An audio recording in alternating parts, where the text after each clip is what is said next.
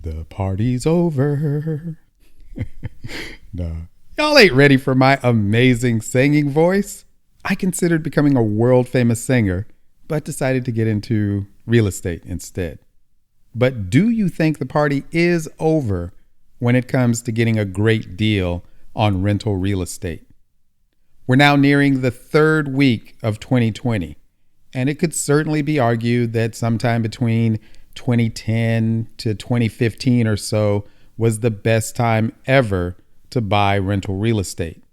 So now that we're into 2020, are you 5 to 10 years late to the party? Husband, father, entrepreneur, realtor, a long list of other titles and descriptions, and landlord. Welcome to the And Landlord podcast with me, Jonathan Taylor Smith, also known as JT, following a roadmap to financial freedom through residential rental real estate. Welcome to the And Landlord podcast, and Lord podcast.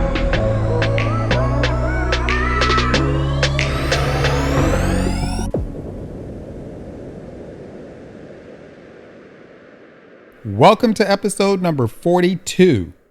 Are you late to the party? Oh, and let me know what you thought of my singing. If enough people request it, I'll give you a full song. Okay, so no doubt my best deals in rental real estate investing were back when I started in 2015 through the end of 2018. In comparison to that 3-year stretch, 2019 sucked as it relates to finding amazing deals on rental properties. Note, however, that I said in comparison. If taken on its own, without looking at things through my 2015 glasses, then 2019 was a great year. It's all just really a matter of perspective. And I'm sure that from the perspective of someone who started buying in 2010 to 2015, their comparison of then to now certainly has them with an even worse opinion of 2019 in comparison. I know I certainly wish I had started buying in 2012, which was likely the best year to snag amazing deals. I think the party really got started in 2012, as the crash was in 2008, 2009, and the dust was just starting to settle in 2010 and 11. Plus, whenever there's an economic crash, the first thing to go is the ability to get a loan. So there were all these cheap properties, foreclosures all around, yet you couldn't get a loan to buy any of them. So it was happy times if you had the cash. But if not, the party hadn't yet started for you. But after a couple more years had passed, around 2012, the right balance had begun to emerge of cheap properties and foreclosures everywhere. And there was starting to be the ability to actually get a loan. The party had started, and people were making a killing in single-family rentals, flips, small multifamily, and a ton of money was especially being made in the larger multifamily space. Unfortunately for me, I was in the process of buying out my former business partner of my web hosting business. Oh, check out Viux.com, Viux.com, if you need a domain name, web hosting, or other website related services.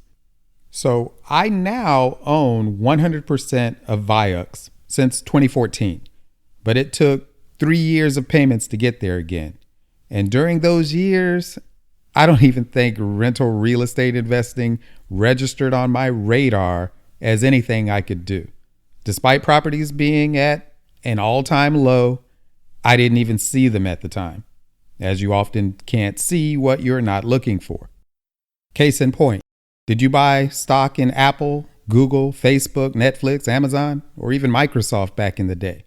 You lived right through those stock rises, and the signs were there speaking to their likely success, but you didn't jump in. Why? You weren't looking. So I honestly don't know what the hell I was doing during those 3 years of my buyout from 2011 to 2013. How I could have missed what could have been the greatest real estate buying opportunity of my lifetime is a complete mystery to me. I know what the problem was. Because I didn't have lots of money sitting in the bank, I never even considered that buying real estate was a possibility for me then. If only I had it to do over again. but unfortunately, my time machine is broken. If it wasn't, not only would I go back and buy a ton of real estate, I would buy all those stocks I mentioned and many more. But then I took 2014 to get my credit and finances in order. Plus, I continued working to improve Viux now that I owned 100% of it again. So it was the end of 2014, the start of 2015 that I finally set my mind to real estate. So the party began for me in 2015. And you could say that I was late to the party because it began for others earlier, like I said, around 2012, by which time it was actually possible to get a loan to buy all those cheap properties that were everywhere. And yes, if you had cash and or the perfect credit needed then to get a loan, the party may have started for you earlier, maybe as early as 2010. I try not to lament the past, even though I end up doing it a lot. So I'll be happy that I got to the party in 2015. As I mentioned in prior episodes, even last week, I bought 2 properties in 2015.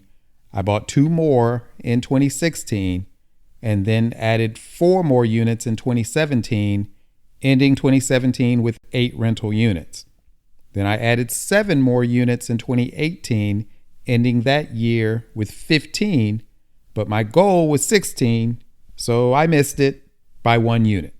I was trying to double my number of units each year, so I needed to end 2019 with 32 doors to maintain the pace of my original goal. I won't keep you in suspense. I missed that goal also. But I tried. I was bidding on all sorts of larger deals, including the one I wanted most, a 38-unit complex in Thomasville, a little less than 2 hours from all my other properties here in Durham, North Carolina. But by the time 2019 had rolled around, prices had climbed, often to ridiculous levels, and I kept getting outbid. Was the party over? Did the party end in 2019? So the years of 2015 through 2018 were great for me. The party was in full effect, and trying unsuccessfully to not lament the past, if I knew then what I know now, famous words, I would have bought at least 3 times the number of properties as I did. Back then, I didn't know. And I was just learning about lease options, seller financing, short sales, private lenders, hard money, and on.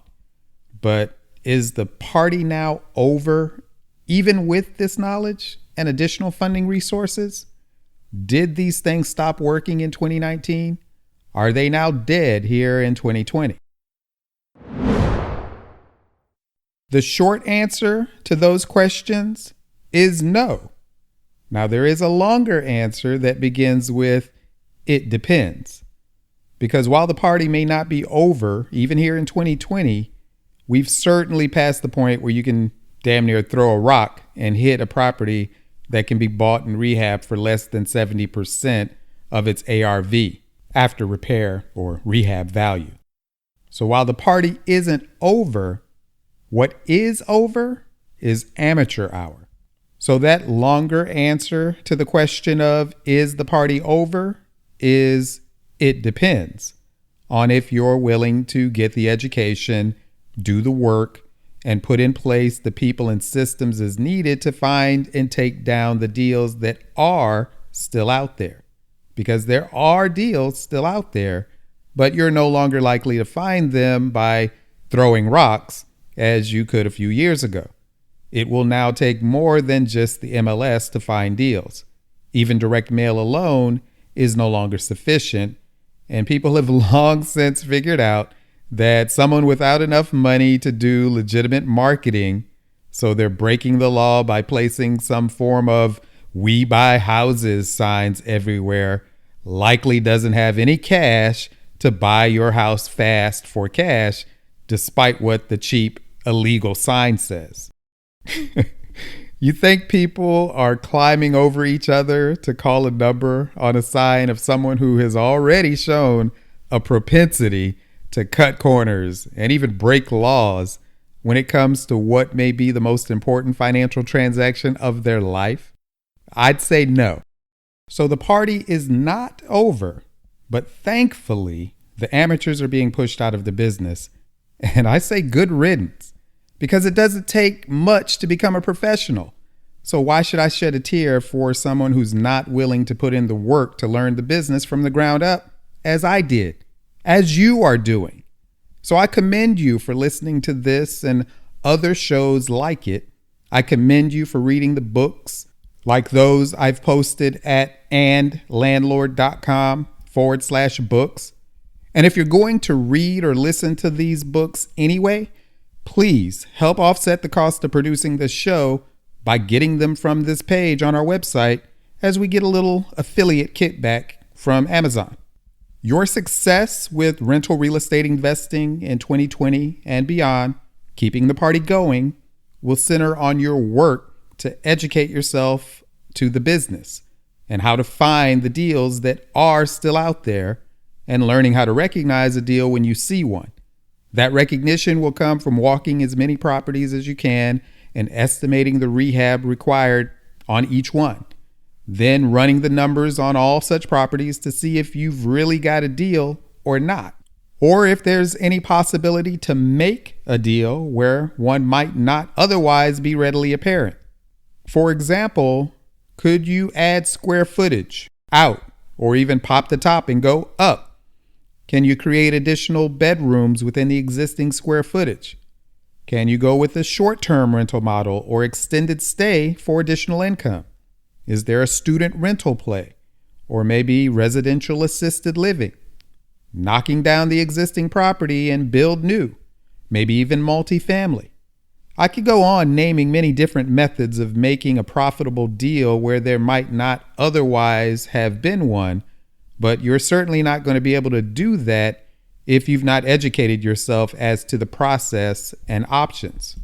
So the party is over for those who just want to throw a rock and hit a deal, or just push the proverbial easy button. But for those who are willing to get the education and do the work, the party's just getting started. There will be ups and downs in the rental real estate business, like waves. But once you learn how to surf those waves, that's when it's just fun. Go get it. Thank you for listening to the And Landlord podcast with me, Jonathan Taylor Smith, by Blue Chariot Media, following a roadmap to financial freedom through residential rental real estate. You can find the podcast website and blog at andlandlord.com. The main company site is bluechariot.com. If you've received any value from this podcast, help me, please, to make it available to others, and make sure you don't miss an episode by subscribing and posting your 5-star rating. Plus, share it on social media. I welcome your comments on the blog. And if you'd like to share your landlord horror story or have a comment or suggestion for the show, call 844-USA-BLUE and enter extension 263, which spells "and" on your keypad, as in "and landlord," and leave a message. It may be used on a coming show. Thank you. Be all that you are. And landlord.